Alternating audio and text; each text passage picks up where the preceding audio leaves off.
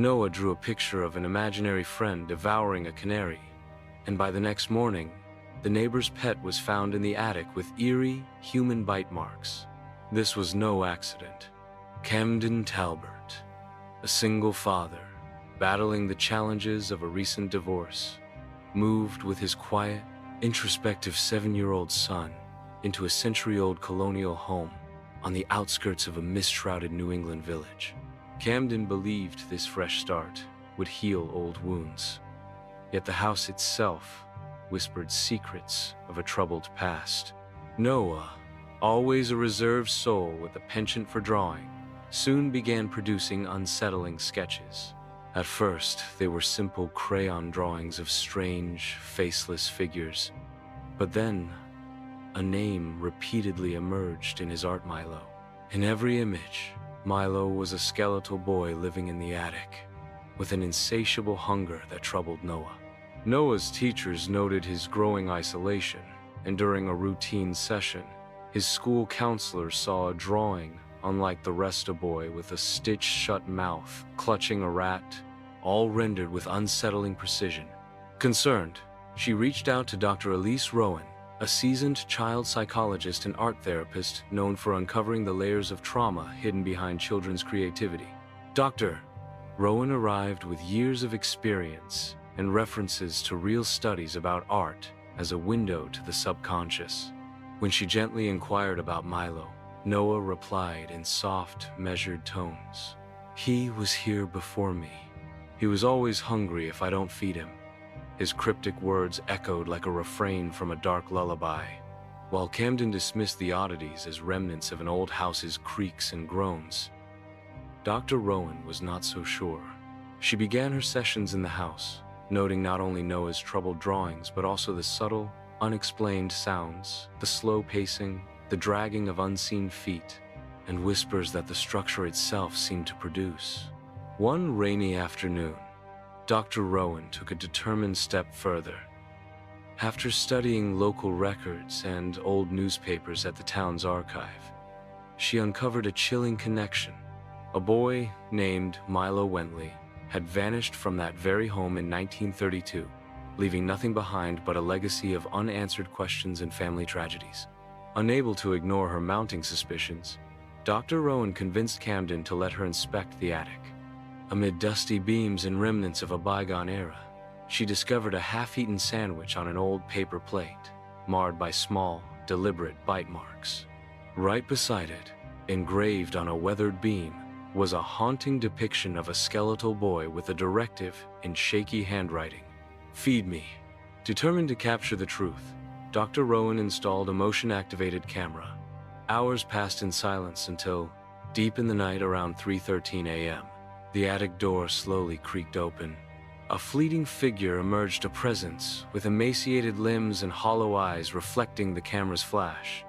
The footage was distorted at the moment of contact, leaving Camden and Dr. Rowan with no definitive proof but plenty of chilling evidence. The next morning, Camden ventured into the attic with trepidation.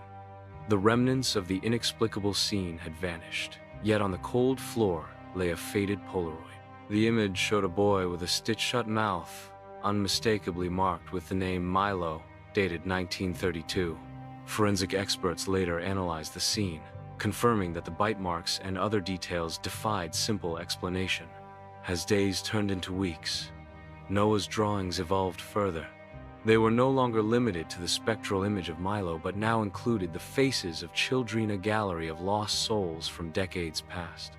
In hushed tones, neighbors recalled similar unsolved disappearances in their history, linking the present to the ghostly tragedies of the past. Despite Dr. Rowan's urgent pleas to leave the house, Camden felt bound to his home by history and a fragile hope that reality was just a series of coincidences. But the line between traumatic memories and a haunting supernatural presence grew thinner with each passing day. On the eve of their departure, Noah produced one final drawing. It showed him standing hand in hand with Milo, their small fingers intertwined, beneath a message scrawled in red crayon. "If I leave, he'll get hungry again."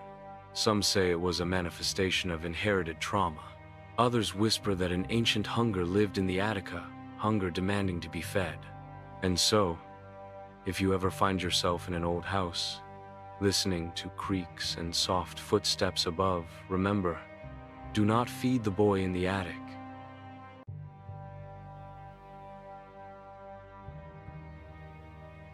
When a 6-year-old draws a treasure map to a grave, the truth buried in her pastel strokes can unravel a town's darkest secrets. Dahlia Cortez grew up in a small Kansas farming community where every door was open and every neighbor shared whispered warnings over coffee. At just 6 years old, Dahlia wasn't like the other children. While they drew simple pictures of sun and rain, she meticulously created what she called truth maps, hand-drawn layouts of her backyard, marked with X's, I's, and strangely specific details that no one else could explain. Her teacher noted Dahlia's unusual talent. Instead of stick figures, her drawings depicted intricate layouts of the local farm, and even the crooked line of the dirt road behind the town hall. One day, Dahlia turned in an assignment titled, "My Home, My World."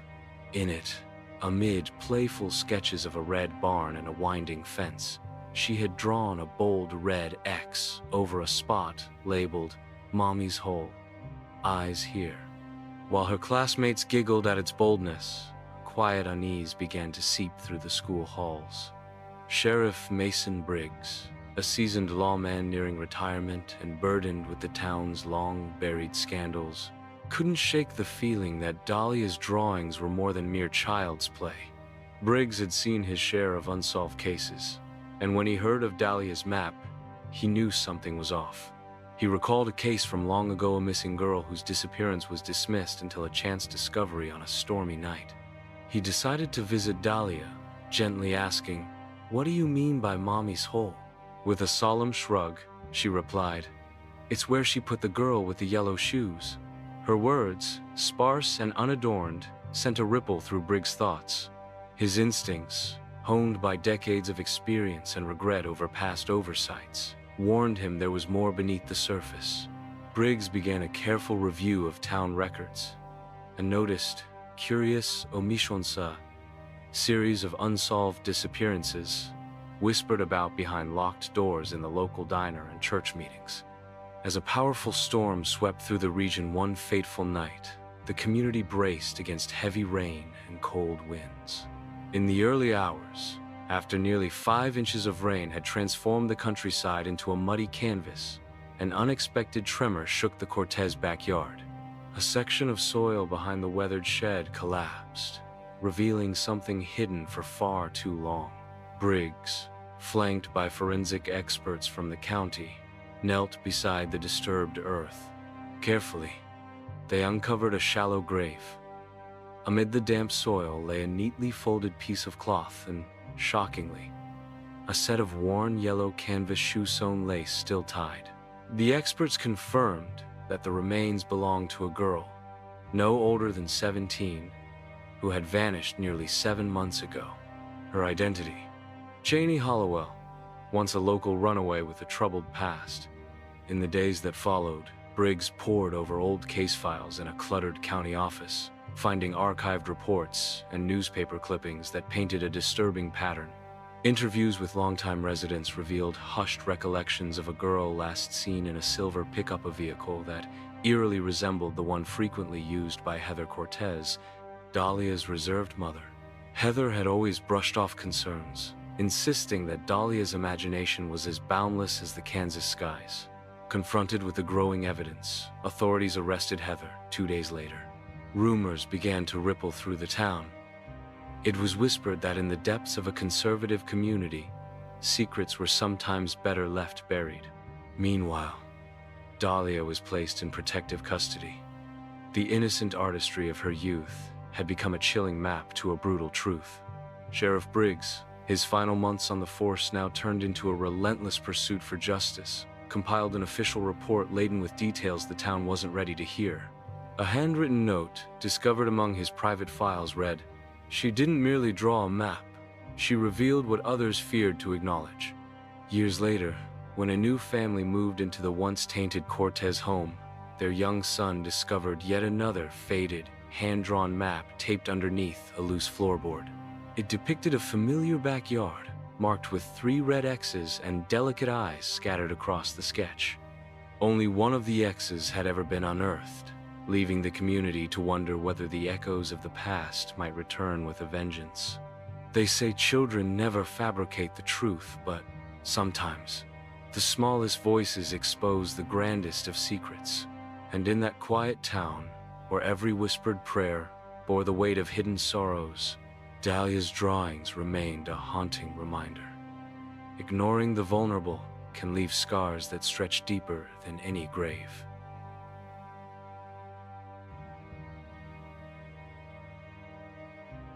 He drew them burning before the flames even touched the night. Owen Clark was just 9 when a ferocious blaze reduced his childhood home to nothing but memory and ash. Now, living in foster care in a quiet Colorado suburb, the boy began to sketch. At first, his drawings were a means to cope with the searing loss of everything he knew. But soon they started to reveal something else, something impossible. In Owen's charcoal sketches, familiar faces emerged from the haze. His first drawing depicted Mr. Denny, the friendly neighbor known for his warm smile and signature cap.